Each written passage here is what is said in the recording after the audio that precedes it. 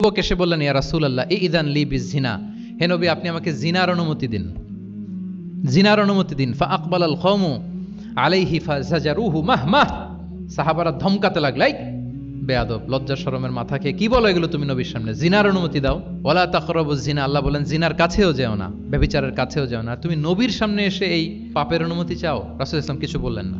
একটু পরে যুবককে ডেকে বললেন, আতুহিব্বুহু লিবনাতিক, আচ্ছা তুমি যে জিনার অনুমতি চাইলে তোমার কন্যার সাথে কেউ এরকম আচরণ করুক, এটাকে তুমি পছন্দ করবে?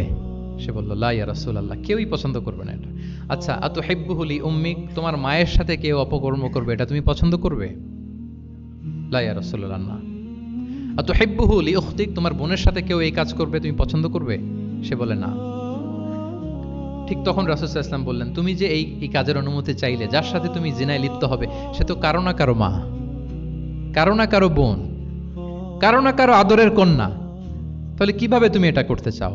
যুবক লজ্জিত হয়ে গেল, এত লজ্জিত হলো, রাবি বলতেছে ফালাম ইয়াকুন বা'দা যালিকাল ফাতা ইয়ালতাফিতু ইলা শাই, ওই রাবি বলতেছে এরপরে কোনোদিন এই যুবকরা ডানে বায়ে তাকাতেও দেখি নাই, স্ট্রেইট হাঁটতো। সুবহানাল্লাহ।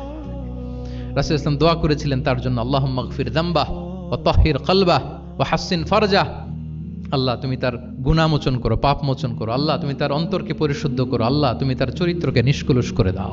নবীর দোয়ার বরকতে চিরজীবনের জন্য নিষ্কলুষ পবিত্র তিনি হয়ে গেছেন। তাহলে দেখেন, তাকে অন্যভাবে বুঝাইলে হয়তো কাজ হইতে না, যখন তার নিজের উপর দিয়ে বোঝানো হলো, তোমার বোনের সাথে যদি হয়, তোমার মেয়ের সাথে যদি কেউ এটা করে, তুমি মেনে নিতে পারবা? এটাকে বলে ইমোশনাল ইন্টেলিজেন্সকে কাজে লাগিয়ে, মানুষের আবেগ অনুভূতিকে নাড়িয়ে দিয়ে, teaching by touching the heart, teaching by touching the emotions, emotional intelligence তিনি ইউজ করেছেন শিক্ষাদানের ক্ষেত্রে। অর্থাৎ আবেগ অনুভূতিকে নাড়িয়ে দিয়ে ছাত্রকে ইমোশনাল বানিয়ে তারপরে মেসেজ দেয়া। সুবহানাল্লাহি ওয়া বিহামদিহি।